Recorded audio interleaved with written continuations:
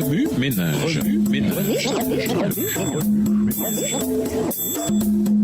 Bienvenue dans votre émission Remue ménage. Nous voilà au vendredi 30 septembre, plus que nous ne le méritons. Lisons Psaume 103, le verset 10. Psaume 103, verset 10. Il ne nous traite pas selon nos péchés, il ne nous punit pas selon nos iniquités. Pour conclure, de nos jours, l'évangile de la prospérité est un concept théologique répandu. Il enseigne que Dieu va nous bénir, surtout financièrement, si nous lui sommes fidèles, si nous donnons généreusement à l'Église et agissons en bons chrétiens sur toute la ligne. Heureusement, Dieu n'agit pas comme ça. Il ne nous rend pas selon nos mérites. Dieu nous donne beaucoup plus que nous ne le méritons.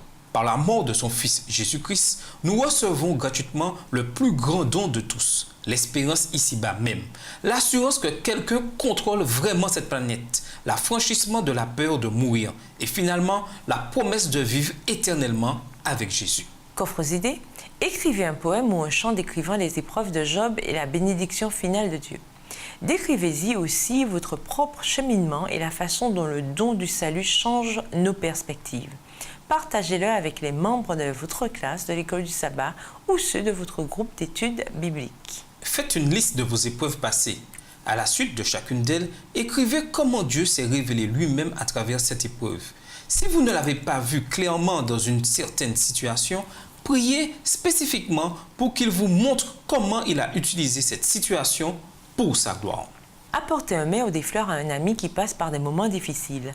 Encouragez-le en lui rappelant la promesse divine de lendemain plus lumineux et finalement du ciel. Souvenez-vous que parfois, une écoute sincère est ce qu'il y a de mieux à offrir. Démarrez un groupe de prière à votre église pour ceux qui souffrent. Invitez ceux qui ont besoin d'une plus grande dose d'encouragement et d'amour à se joindre à vous. Passez du temps dans la nature pour communier avec votre Créateur. Demandez-lui d'ôter de votre esprit les mensonges que le diable vous chuchote lorsque vous souffrez. Écrivez dans votre journal les situations dont Dieu, à votre avis, se sert pour vous éprouver. Écrivez en toute honnêteté à quel point elle vous tiraille. Priez à ce sujet. Demandez à Dieu de vous révéler son plan pour vous à travers les épreuves. Créez un recueil de versets bibliques qui dirigent votre regard vers Dieu en période difficile. Lisez-les quand ça va mal ou quand vous avez besoin de paix et de consolation. Impliquez-vous dans un ministère envers les pauvres, les sans-abri ou les grands malades. Développez une perspective plus large de la souffrance et des moyens de la soulager, en partie du moins. Pour aller plus loin, nous vous invitons à lire Ésaïe au chapitre 58. Ainsi que le livre A High Calling à la page 324, livre écrit par Ellen G. White. Et le livre Job and the Devil, écrit par Edwin et Margaret Thieler. Au revoir. Et à demain si je veux.